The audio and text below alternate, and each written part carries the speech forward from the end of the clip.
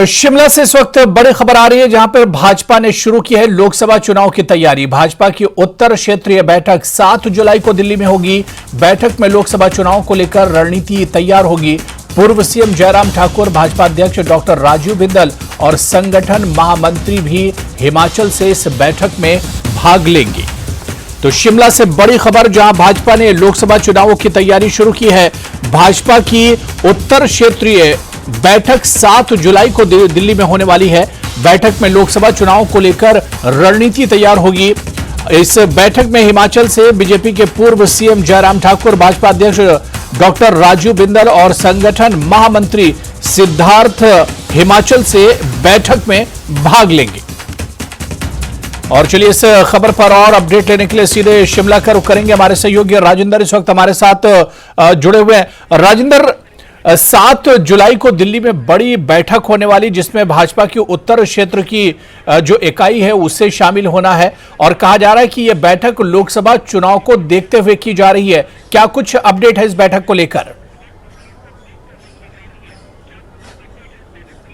बिल्कुल, अब हम कह सकते हैं कि भाजपा अब पूरे मूड में है लोकसभा चुनावों को लेकर, और तैयारी लगातार भाजपा की चल रही है। अब बड़े स्तर पर अब तैयारी शुरू हो गई है। जिस प्रकार से उत्तर क्षेत्र की बैठक अब तय हो गई है, 7 तारीख को दिल्ली में ये बैठक होने वाली है, और हिमाचल प्रदेश की तरफ से केवल 4 लोग इसमें शामिल होंगे। 4 नेता भाजपा के प्रदेशाध्यक्ष हैं और पूर्व मुख्यमंत्री, और इसके अलावा संगठन मंत्री भाजपा के रहने वाले हैं। तो ये तमाम नेता हैं जो इस बैठक में शामिल होने वाले हैं। नेता प्रतिपक्ष जयराम ठाकुर और भाजपा के वर्तमान में प्रदेशाध्यक्ष डॉक्टर राजीव बिंदल और सिद्धार्थ, जो कि भाजपा के नए संगठन महामंत्री हिमाचल प्रदेश के बनाए गए हैं विधानसभा चुनावों के बाद। तो काफी अहम ये बैठक रहने वाली है। इसी तरह से हरियाणा से भाजपा के बड़े नेता शामिल होंगे, दिल्ली से भाजपा के बड़े नेता इसमें शामिल होने वाले हैं, पंजाब से बड़े नेता भाजपा के शामिल होने वाले हैं, और कुछ सेलेक्टेड जो लीडर्स हैं वो बैठकर दिल्ली में रणनीति बनाएंगे कि आगे आने वाले दिनों में किस प्रकार से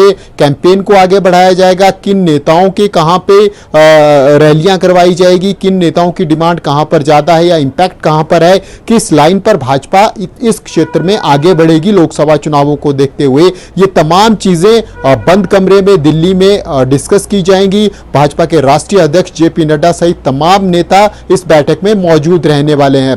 अब इससे भी अहम बात यह है कि हाल ही में पिछले कुछ समय में भाजपा ने अपने जोन की संख्या घटाई है। अब एक जोन को कम करके डिवाइड 2 जोन में किया गया है। तो ऐसे में फोकस अब जो जोन वाइज है वो अधिक रहेगा, और फिर जो रणनीति नॉर्थ जोन की बैठक में होगी, उत्तर क्षेत्रीय बैठक में होगी, वो फिर आगे आके अलग अलग प्रदेशों में भाजपा के प्रदेशाध्यक्ष और नेता प्रतिपक्ष वो फिर अलग अलग बैठकें हिमाचल प्रदेश में करेंगे। प्रदेश स्तरीय बैठक होगी, और इसी प्रकार फिर बैठकों का क्रम नीचे नीचे चलता जाएगा। लेकिन जो रणनीति असली बनने वाली है भाजपा की, वो 7 तारीख को ही बनने वाली है, और वहीं पर अहम डिस्कस होने वाली है कि क्या कुछ आज आगे किया जा सकता है, किस राज्य में क्या स्थिति भाजपा की है और क्या ग्राउंड रियलिटी है। तो तमाम इश्यूज वहां पर डिस्कस होंगे, और उसके बाद फिर इंप्लीमेंट करने के लिए जो राज्य के नेता हैं, हिमाचल प्रदेश की बात करें तो भाजपा की तरफ से नेता प्रतिपक्ष और पूर्व मुख्यमंत्री जयराम ठाकुर और भाजपा के प्रदेश अध्यक्ष डॉक्टर राजीव बिंदल,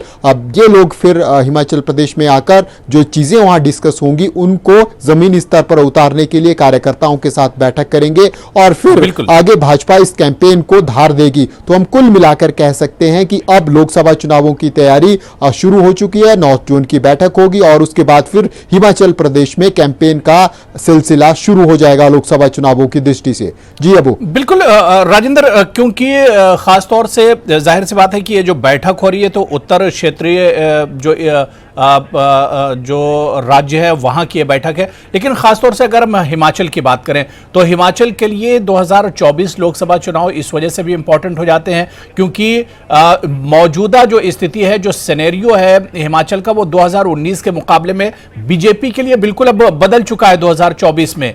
तो ऐसे में ये काफी इंपॉर्टेंट हो जाता है। हिमाचल की 4 लोकसभा सीटों पर बीजेपी का कब्जा 2019 में रहा था, लेकिन इस वक्त पॉलिटिकल सिनेरियो बदला हुआ है, और ऐसे में बीजेपी नहीं चाहेगी कि यहां से कोई लॉस हो, उसका कोई नुकसान हो आने वाले चुनाव में। बिल्कुल अबू, ये बात बड़ी महत्वपूर्ण है। भाजपा के राष्ट्रीय अध्यक्ष जेपी नड्डा हिमाचल प्रदेश से आते हैं, केंद्रीय मंत्री अनुराग ठाकुर हिमाचल प्रदेश से आते हैं, तो तमाम बड़े नेता हिमाचल प्रदेश से हैं। ऐसे में भाजपा कोशिश करेगी कि जो रसूख भाजपा का है, हिमाचल भाजपा का केंद्र में जिस प्रकार के दिग्गज नेता रहे हैं, चाहे वो पूर्व मुख्यमंत्री और पूर्व केंद्रीय मंत्री शांता कुमार की बात हो, अगर भाजपा की दृष्टि से हम देखें तो कई बड़े नेता भाजपा के राष्ट्रीय स्तर पर भाजपा को हिमाचल प्रदेश से मिले हैं। हालांकि केवल 4 सीटें हिमाचल प्रदेश में लोकसभा की है, लेकिन कोशिश यही रहेगी कि जिस प्रकार 2019 में भाजपा ने 4 सीटें जीती थी, उसी प्रकार रणनीति तय की जाए और इस बार भी 4 सीटें जीती है। लेकिन उस वक्त सिनेरियो कुछ और था, भाजपा की सरकार हिमाचल प्रदेश में थी, एक फेवरेबल लहर भाजपा के पक्ष में रही है और कैंडिडेट सिलेक्शन भी कुछ हद तक हम कह सकते हैं कि काफी सही रहा है और इतना डिस्प्यूट नहीं रहा है। लेकिन वर्तमान में स्थितियां बिल्कुल बदली हुई हैं। सरकार हिमाचल प्रदेश में कांग्रेस की है और अभी केवल 6 महीने हुए हैं, उस वक्त केवल 1 साल हुआ होगा और करीब करीब 4 साल का वक्त लोकसभा चुनावों के बाद हिमाचल में कांग्रेस सरकार के पास होगा। तो ऐसे में एक बड़ा पॉजिटिव एज कांग्रेस के पास रहेगा। इसके अलावा लगातार चुनाव कांग्रेस जीतती आ रही है, वो मनोवैज्ञानिक लाभ कांग्रेस को लोकसभा चुनावों में लेने की कांग्रेस कोशिश करेगी, लेकिन कितना ले पाती है ये देखने वाली बात होगी। और इन चुनावों में अगर हम कहें तो दोनों भाजपा और कांग्रेस की तरफ से ताकत जरूर झोंकी जाएगी, लेकिन कैंडिडेट सिलेक्शन काफी अहम रहने वाला है, चाहे वो भाजपा की बात हो या फिर कांग्रेस की बात हो। अब कौन सही कैंडिडेट देता है, कितना डिस्प्यूट दोनों पार्टियों के बीच में रहता है, भाजपा क्या एकजुट होकर कैंडिडेट्स दे सकती है या फिर लोकसभा चुनाव लड़ेगी और या फिर विधानसभा चुनावों की तरह से होगा, क्योंकि काफी एक क्षेत्र है जहां बिल्कुल वाइप आउट हो गए हैं लोकसभा विधानसभा चुनावों में। अगर हम देखें भाजपा को एक बड़े रीजन से एक भी सीट नहीं मिल पाई है, तो ऐसी स्थिति कहीं लोकसभा चुनावों में ना हो, उसको ओवरकम करने के लिए क्या कुछ होगा। और वही रणनीति इन जो 7 तारीख की बैठक है इसमें डिस्कस होने वाली है कि कहीं ऐसी स्थिति ना हो जो विधानसभा चुनावों के समय हुई, कोई पर्टिकुलर क्षेत्र वाइप आउट ना हो। अब लगातार भाजपा को पैचेज में जो लाभ मिलता है वो मिल सके, इसके लिए रणनीति 7 तारीख की बैठक में तय हो सकती है। और कांग्रेस की तरफ से भी अगर हम कहें तो एक बड़ा लाभ कांग्रेस को है और वो भी भाजपा के सामने बड़ी दिक्कत रहने वाली है। आने वाले लोकसभा चुनाव की रणनीति के तहत ये बैठक काफी अहम होगी और एक तरह से यहीं से एक जो तैयारियां हैं लोकसभा चुनाव की वो भी एक तरह से यहां से शुरू हो जाएंगी। बहुत बहुत शुक्रिया राजेंद्र हमारे साथ इस खबर पर जुड़ने के लिए और डिटेल में जानकारी